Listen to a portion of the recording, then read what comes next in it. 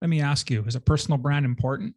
It sure is if you want to stand out from the crowd. And it doesn't mean just in business, it works in personal life too.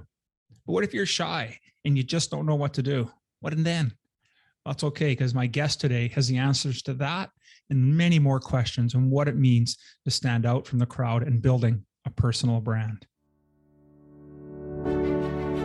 Today's man knows who he is, where he stands, and what he aspires to become. Solid in his convictions, owner of his destiny, ever evolving into husbands and fathers our wives and children expect and deserve. We are the masters of our life and the leaders of our homes and community. Welcome to the movement. Stay strong, my brother. Well, welcome everyone to the Evolving Man podcast. I'm the founder of The Awakened Man and your host, Alan DeMonso. So quick, think about brands that come to mind. What are brands that come up? You think of Coke and Nike. I'm a sports fan. How about the Yankees? How about Porsche? You know, those are really popular brands and they're great. But what about you? What is your brand? Well, we're going to unpack that and so much more today with my very special guest, Joshua Zepess. Before we get into the interview and everything today, I just want to remind you of our brotherhood, the Band of Brothers. Now, this is our group mentoring program. It's our community of strong, resilient men where we get together and help and dedicate each other's growth for ourselves and for our brothers around us.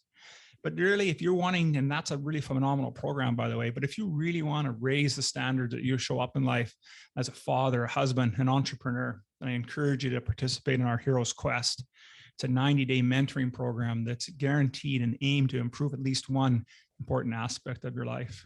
So where can you find all this information? We can find it at the Awakened Man Training Academy at members, that's plural, members.theawakenedman.net.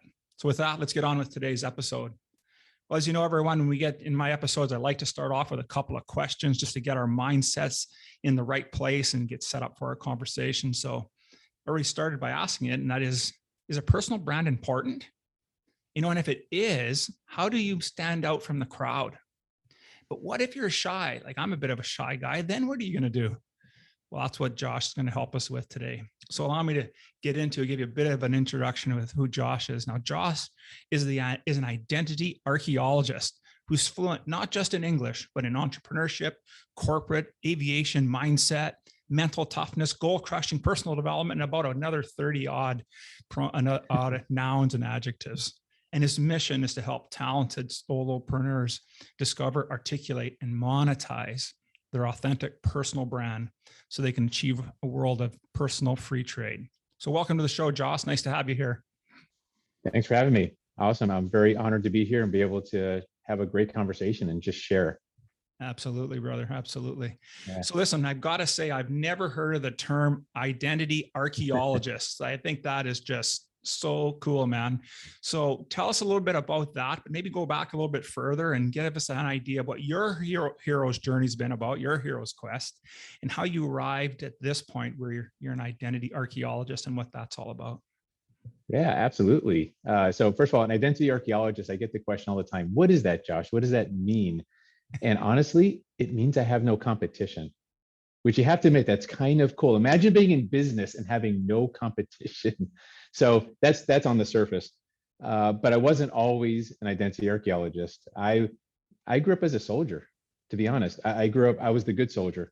Yes, sir. Yes, ma'am. I did everything I was told to do. You know, you've heard this before. Go to school, get the degrees, get grades.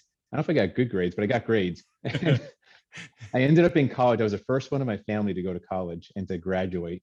Yeah. So I did that route. I went to corporate America. I got the safe, secure job, and I climbed the ladder for 20 years as a shy, negative, skeptical, very introverted engineer.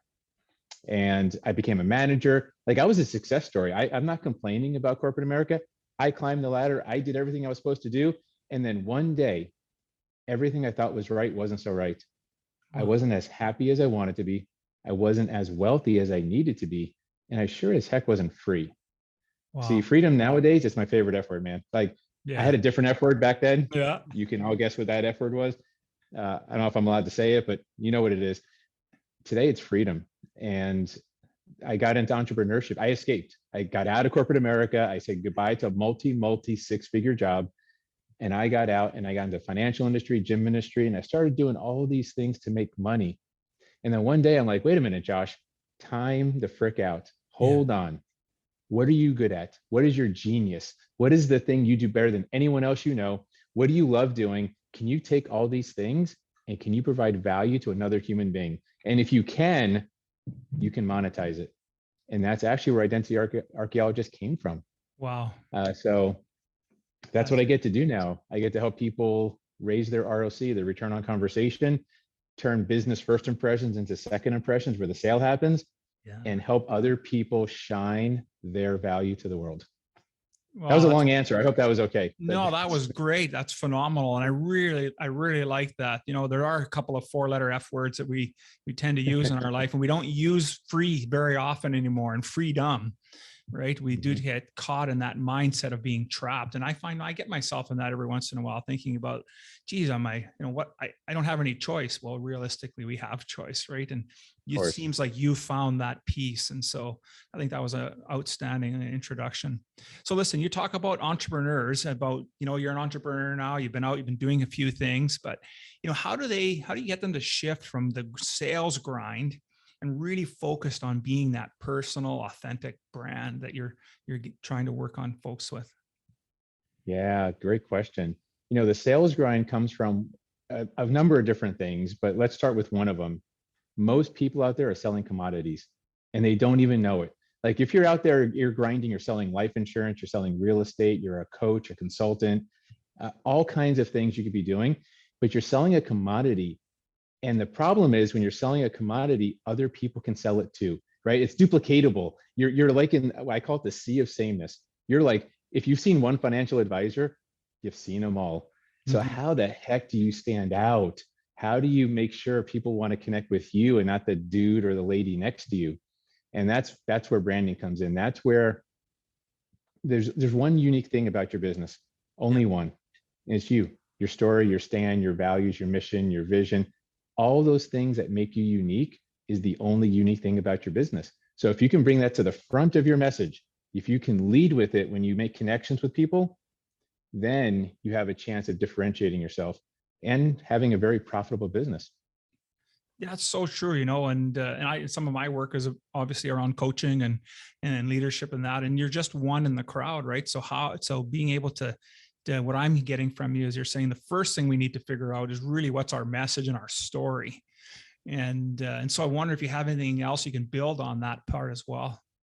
Yeah, absolutely. I do want to share one thing real quick, because you said something in the beginning I thought was brilliant. You talked about how we're fans of other people's brands, right? How we follow this, and you said sports team, and I just want to share an analogy I think might be powerful. So isn't it interesting how when we're a fan of a sports team, we go by the jersey, and hopefully no one takes this the wrong way, but if you do, think about it real quick. You're putting a jersey on your body with another man's name on your back. What is that about? Isn't that weird? Now there's probably 50,000 men out there with Aaron Rodgers or Dan Marino, or I'm dating myself there, or, so someone else's, you're a grown man and you're wearing another person's name on your back. What if it could be your name? What if it was yours? No one else has your name, and not in the way you do it. What if you can just wear your jersey and bring that out? So I just wanted to share, you said that and just reminded me of that lesson of, if you're going to wear a jersey, wear your jersey, not somebody else's. 100%. Absolutely. I know totally what you mean. Now, my father-in-law was a big Yankees fan, so that's why I mentioned the Yankees. Okay. And when he passed away a few years back, one of his license plates was Jeter 2, right? So Derek Jeter, captain for the Yankees, and his number was 2. Well, as an homage, I kept his plate on my car. But it's a good point, right? How we had to make our identity as part of the uniform, and it's somebody else, but is it really who we are as an individual? Maybe we have aspired to some of the things that they have, but it's truly, how do we turn that in being our brand and put our name on the back? I think that's so powerful. And you mentioned brand message. So really the place to start, if you really want to shine, if you really want to get out of that mode of hiding behind a product or hiding behind someone else's brand. Maybe you work for an Allstate, which is fine. Allstate's a very credible company. You can use that for your credibility, but it's not going to differentiate you from the 50,000 Allstate agents and the probably 10 to 15 million life insurance agents out there. So the first step is to build your brand, which is clarity on why you exist. It's why your business exists. It's why you get out of bed in the morning. Basically, it's every reason. It's your mission, it's your vision. It's you, what's true to you. It's got to be authentic. Yeah. What's true to you, but articulated, right? It's how do you express that? Because when you're authentic with yourself, when you're honest with yourself, your energy goes up. Yeah. Your clarity goes up. Your confidence. See, with clarity comes, I call it the 3 C's. Yeah. If you're clear on where you're going, yeah, you can actually have confidence in going there. So clarity is like, I know. Confidence is, I know that I know, but it's still a very analytical process, right? So when you have clarity, it's great. When you have confidence, you're like, I know that I know. Very good thing. Like, I got this. But then there's one more level, and it's called conviction. And conviction is when it goes from your head to your heart. It's no longer what you are. It's no longer, what you do. It's now what you are. Yeah. So it's another level. So if you want to get to conviction, which is what sells, at the end of the day, conviction sells. If you ever go to a church and see a preacher, conviction sells. You don't have to. See, the funny thing is, I do a lot of presentation coaching because people want to get out there and, articulate their message. They always say, like, Josh, I want to make sure I say something interesting. I want it to be this or that. And I'm like, look, nobody has to believe a word you say. They just have to believe that you believe what you're saying. That's one of the little secrets to sharing a message. So that's conviction. If you can get to that conviction level, it doesn't even matter what you say anymore. Your energy is going to, the sale's over. The sale's done. They're like, I like this person. I'm ready to go. I don't even know what you sell. Doesn't matter. I want in. Man, I want in right now, brother. That's just, it's exactly, that's right. Hit the nail right on the head. Now, listen, you also talk a little bit about, you have a belief that we're more afraid of success than we are of failing. So tell me a little bit about that. Cause we struggle with that. I've struggled with it. Like, am I really afraid of success or am I afraid of failing? And I just wanted to get your take on that. Yeah, we're not going to be able to go real deep, but I'll give you like let's go 1 inch into this. Yeah. So success and failure.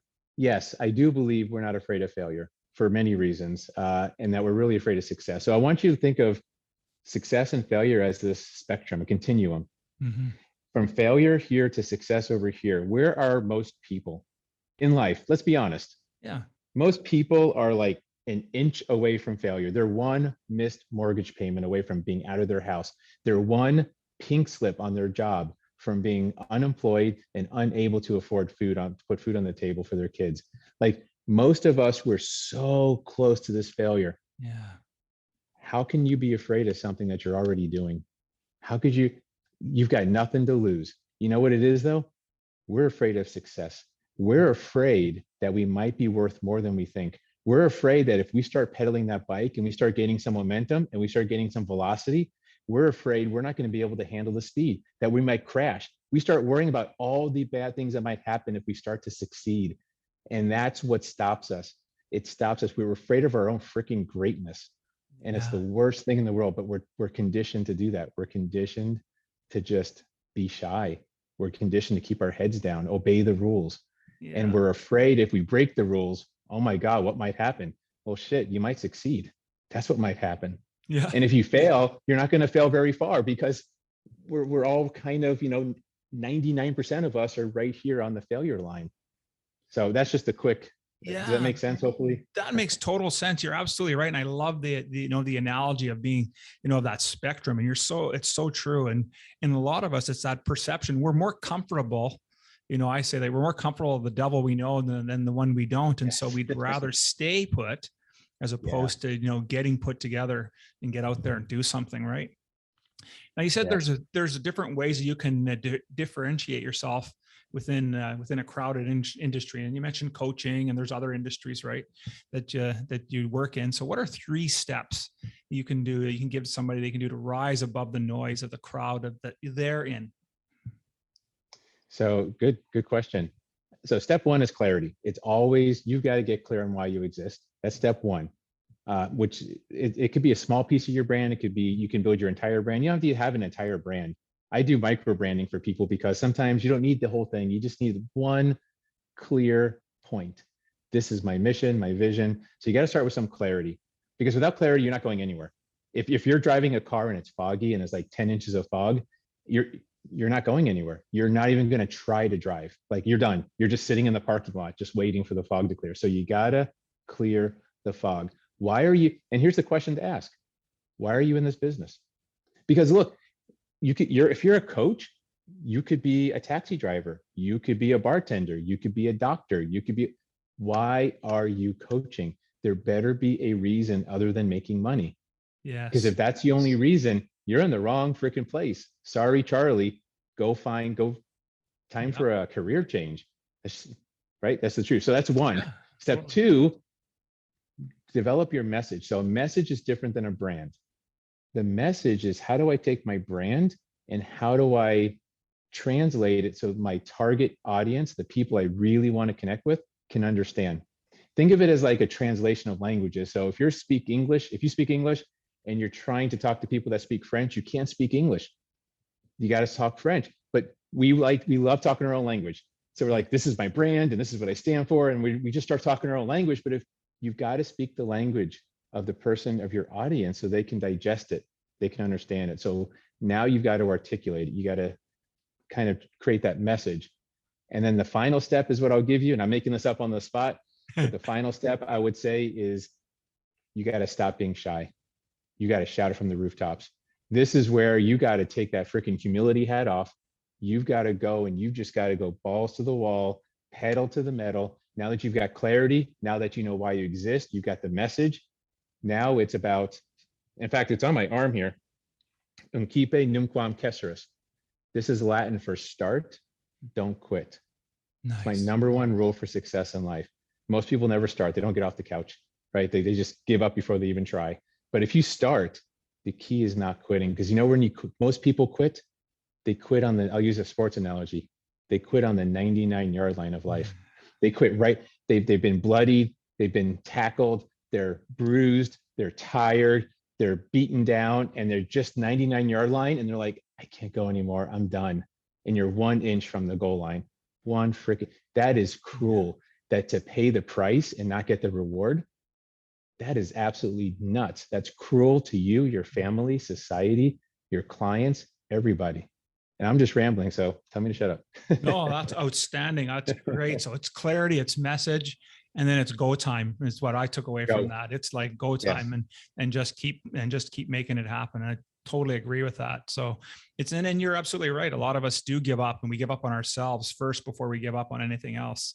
And it's about staying consistent, and it's consistency over the long haul that's going to win, right? The old tortoise and the hare. And not being shy. Not being shy. Take a stand. Most people are afraid to take a stand. Take a stand. Stand for something or stand against something. I don't care. Yeah. But stand. Most people are flip-floppers. They just kind of float in the wind and like whatever is popular, whatever my client says they want. No, freaking take a stand. Yeah. Tell people, I challenge everyone who's listening to this tomorrow, say what you really mean for once. Tell people what you really want to tell them. Now, the condition on this is make sure it's coming from a place of good intention. Yeah. This is not your free license to be an asshole. I'm not talking about that. But take something you're really passionate about that you really do have good intentions on and tell people the truth. Tell them what you really want to say. Stop sugarcoating it. Stop putting the facade on. Stop worrying about your ego for 2 freaking seconds and go say it. And it will change your conversations the entire rest of the day. It'll change your outlook. It'll change your energy. It will change everything about you.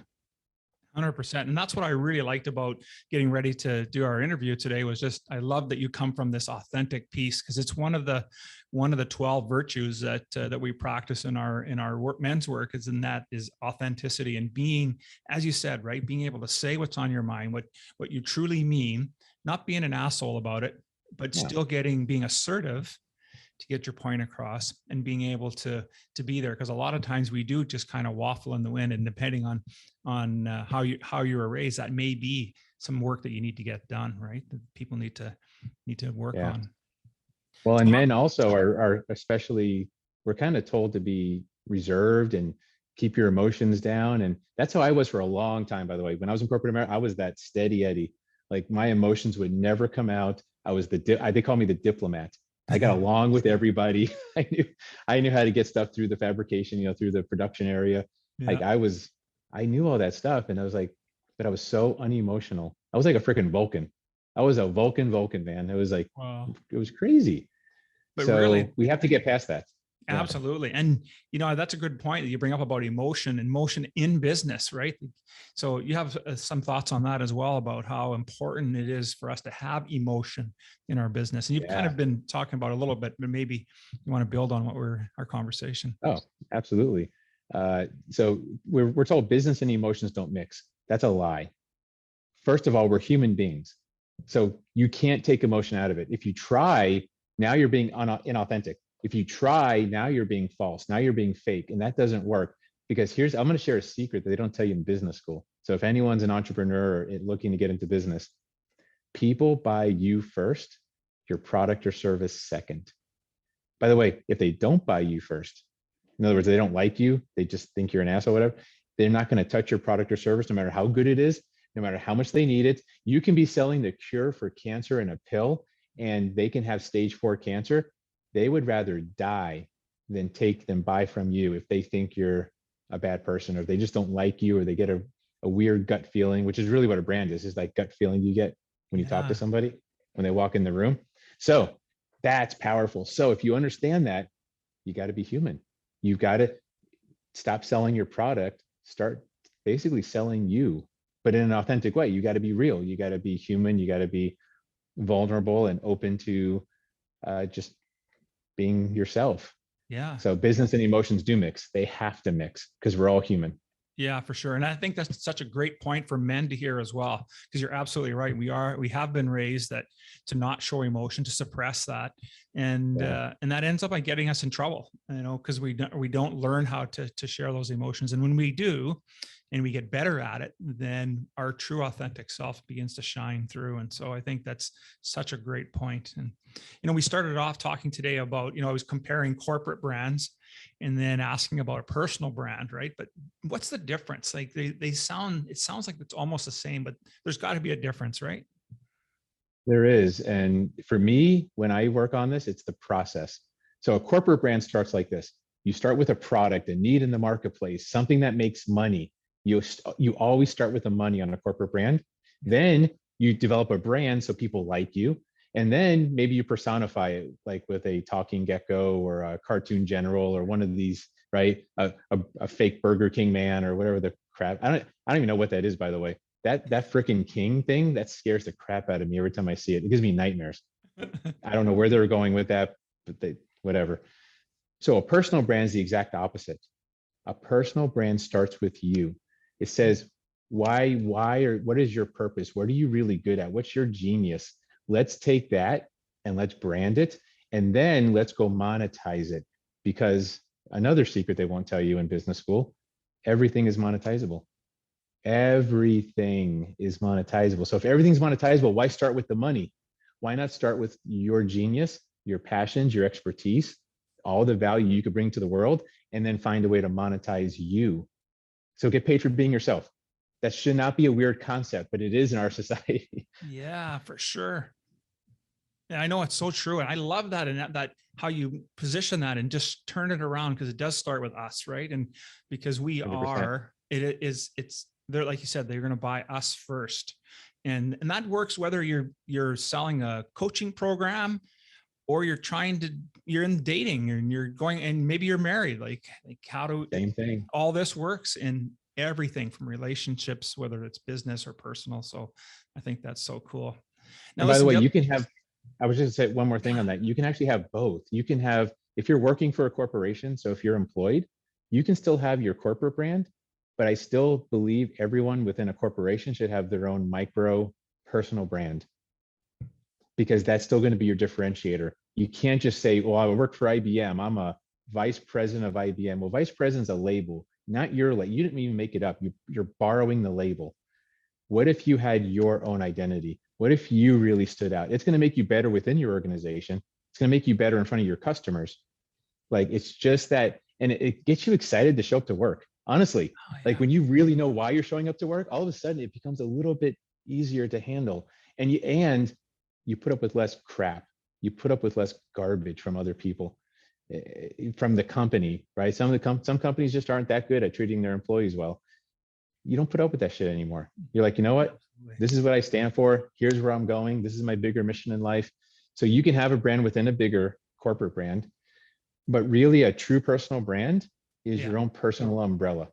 It's your umbrella brand where everything fits underneath it. Your businesses, your organizations, every place you volunteer, your sports, everything falls under this big brand.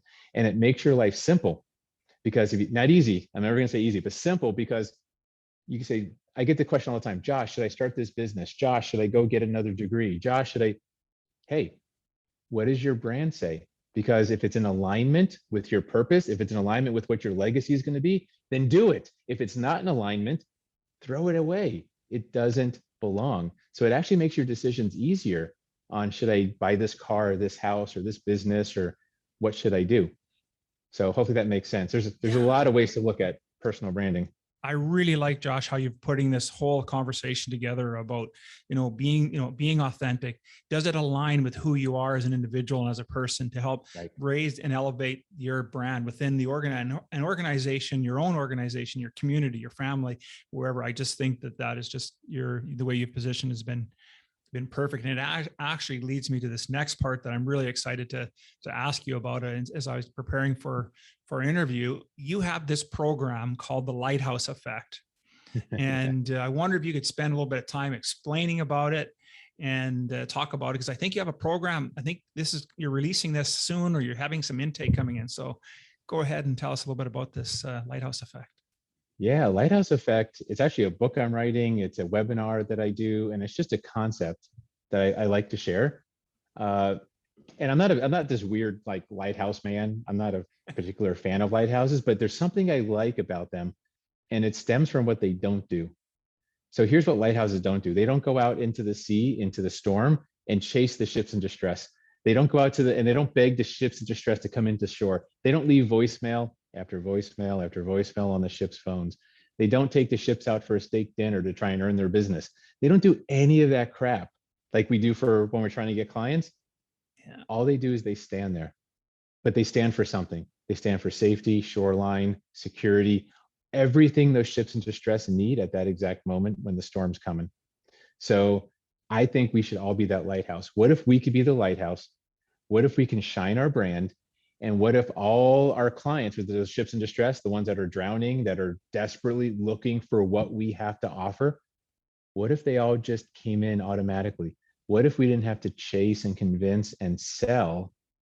What if we can just shine and attract the people that we want to work with? Nice. That's what the Lighthouse Effect is really all about. It's that simple. Wow, that is outstanding. That is really, really good. Now, listen, we've talked about a lot of stuff here today, and so I don't want to put you on the spot, but I was wondering if you could think of everything we've talked about. If in closing here, what are 3 things that you would recommend our listeners should do or remember about everything that we've talked about today? Whew. Yeah, we did cover a lot, didn't we? Yeah. So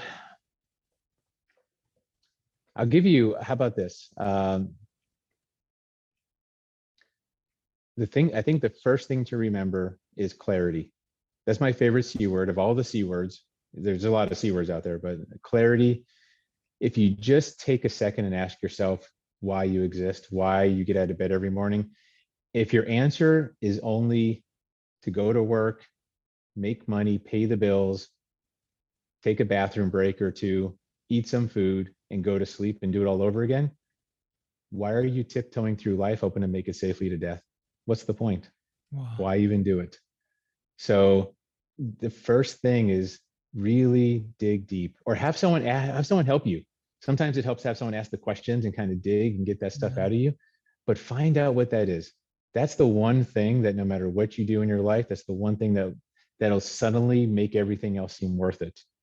So clarity is definitely one nugget.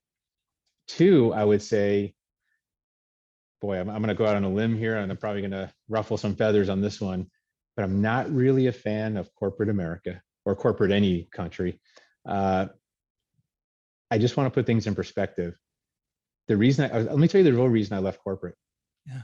I said to myself, Josh, if you're going to win in life or if you're going to lose in life, I just want it to be my fault. Not up to my company, not my company. I shouldn't say my company, my employer. It wasn't my company. Not up to the manager, not up to the economy. I didn't want to be up to someone else.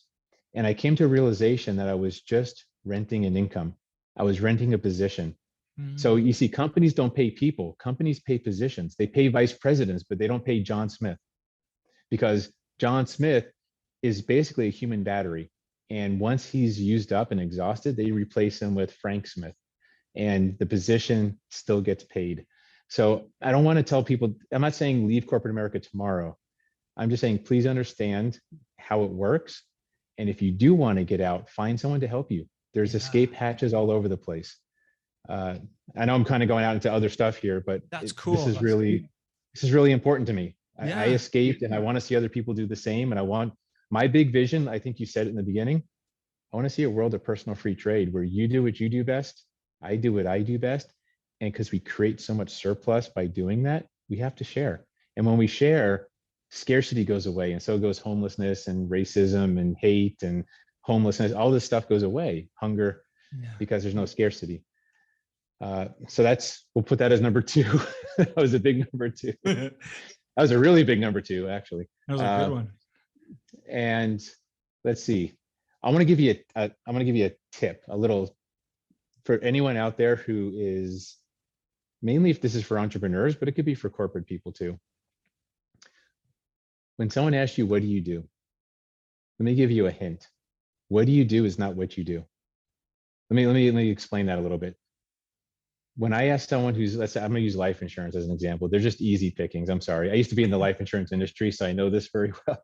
But when you ask a life insurance agent what they do, what do they say? I sell life insurance. Yes. But that's not what you do. If you're selling life insurance, that's not what you do. That's how you do what you do. What you do is you make sure my 4-year-old daughter gets to go to college and afford it if I get into a car accident tomorrow. You make sure that I can create an instant legacy for my wife, so she doesn't have to go marry for money if I pass away next week in a skydiving accident or something. That's what you do. Now, life insurance is just how you do it. So I want to challenge everybody, stop talking about how you do what you do. You don't do life coaching. You don't sell real estate. You don't sell life insurance. Start talking about the transformation you bring people through. Start talking truly about the impact you're having in other people's lives. And when you do that, your conversations are going to absolutely change for the better. 100%. You're going to draw people in, and it's going to be fantastic for your business, for your job, whatever it is. So how's that? Are those 3 good ones? Those are 3 amazing ones, brother. That is outstanding. And I just love your tiptoeing to death. You know, I just gave me goosebumps thinking about that, right? How often, I'm going to be careful I'm not tiptoeing anymore in my day-to-day routine. That's so powerful. Well, Josh, I want to thank you for spending time with us today. And we unpacked so much, and I know we could probably go on for a couple more hours, but I wanted to make sure that we shed a little bit of light on this, on building a personal brand and how important it is, not just in business, but also in life. And so if men were interested to get in touch with you and work with you, what would be the best way for them to do that? The best way would be go to my website, which is joshzepess.com, or find me on social media. All my stuff is public. I hide nothing. So I'm Josh Zepess, or you might see the Identity Archeologist, and that's me because no one else has that name. So it's definitely going to be me. There's no copycats out there, at least not yet. Right. And happy to have a quick chat, no charge, just if someone has questions, or if someone wants to ideate a little bit on how to answer the question, what do you do, or something simple like that, I'm happy to share. No problem. Anything I could do to add value.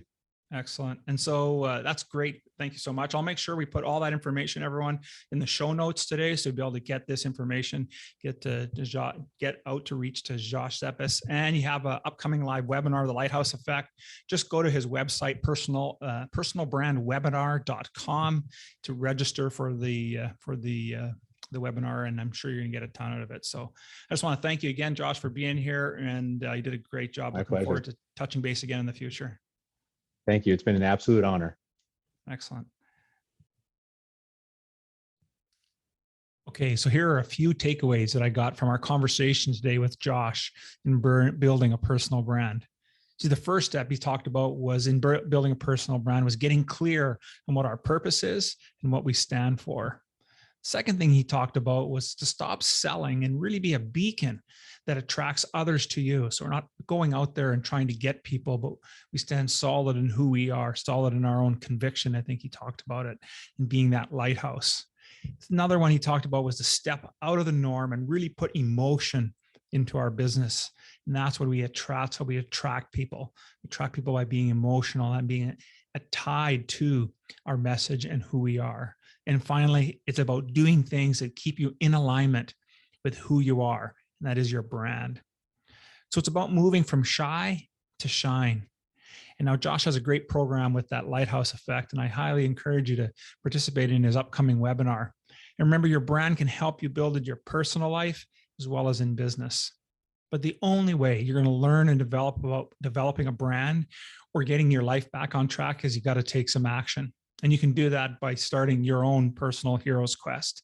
Remember, it's a 90-day mentoring program that's going to raise the standard that you show up at least in one aspect of your life. And to make it real easy for you today, I'm going to provide you a link on this page where you can speak one-on-one with me to see if this is something that's a fit for you and for me as well. Because let's face it, not all men are ready to commit, but those that do definitely see huge strides of improvements in their life. So if you're that kind of man and you're ready to make a change, then I look forward to working with you in the Awakened Man program. Aho, my brothers. Thank you for listening to the Evolving Man podcast. Are you ready to own your destiny? To become more the man you are destined to be?